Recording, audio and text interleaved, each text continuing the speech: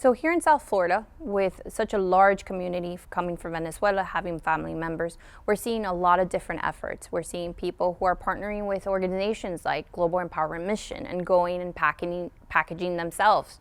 We also see people who are sharing information about organizations on the ground. You can donate directly to them.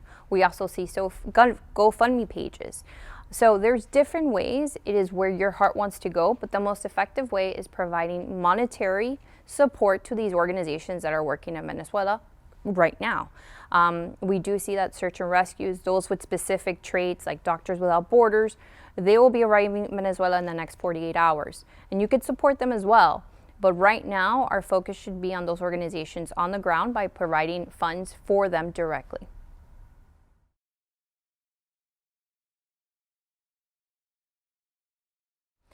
As a humanitarian responders, there are certain protocols on where I encourage individuals to donate.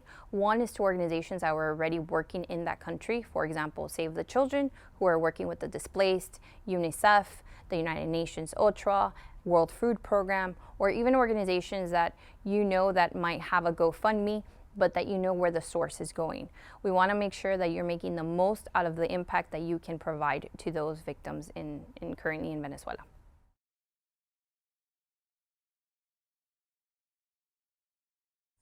The challenges in providing humanitarian aid in Venezuela are complex, but to begin with, it's a country that has been having some embargoes from the United States, which means that logistically, a container cannot be sent directly from Port Everglades to Venezuelan borders. Instead, we have to go through the channels, making sure that the aid is given to the right hands and also with the blessing of the existing structure. So what that means is that us as humanitarian responders, it takes us longer to procure the necessary ways and methods to get that item. Another concern is security. When a disaster occurs, security, structure, the common ways you get a container in are no longer present. So we are managing in a disaster zone, how do we get the aid with airports that are not working, with ports that are destroyed? How do you get through it? And that's what's being evaluated currently in Venezuela. Once you know the map, not where you know you could send the help, that's how we're going to get that aid directly. Until then, the heroes right now are those organizations working in Venezuela who are grassroots, meaning that these are communities that are opening their homes, the kitchens, giving that sandwich, giving that actual food directly to the search and rescues who are trying to save lives.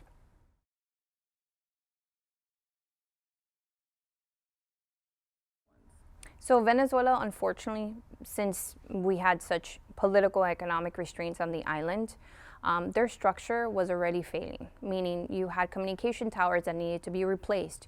You had satellites that were not effective.